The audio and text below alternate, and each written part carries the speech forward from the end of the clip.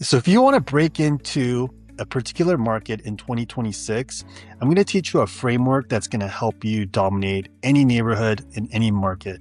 And it's called the tertiary laws of listings. So the reason why most agents fail at breaking into a new market or a new territory is because they go against everything that this law teaches us. And at the very top is something I call an immediate solution. The second level is called a great value proposition. And at the third level is a dominant agent.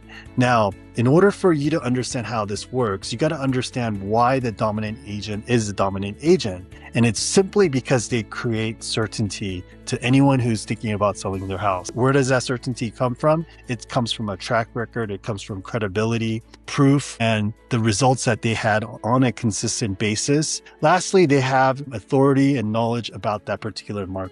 So that is all great, and it's amazing. Can't blame anyone for wanting to work with a dominant agent. And the only way you're going to beat out a dominant agent is by offering a better value proposition or an immediate solution. So what does a better value proposition look like? So anyone who's thinking about selling their house, they want to get that great outcome. And definitely that dominant agent is someone who can reliably offer that to them. But as you know, when it comes to selling a property, there is a process. And if there's someone that can come in that can create more certainty and offer a better value proposition, they're going to beat out that dominant agent. What's an example of a better value proposition? Well, I'll give you an example of our marketplace where we have a lot of baby boomers who are downsizing or moving out of state or moving to a different location. And they have a lot of clutter. They have a lot of junk they need to get rid of. So what we do, one of our value propositions is we handle all the decluttering for them. So we help bring in a moving company, take things to landfill, pack things up. We want to declutter the house so we can get it staged anyways.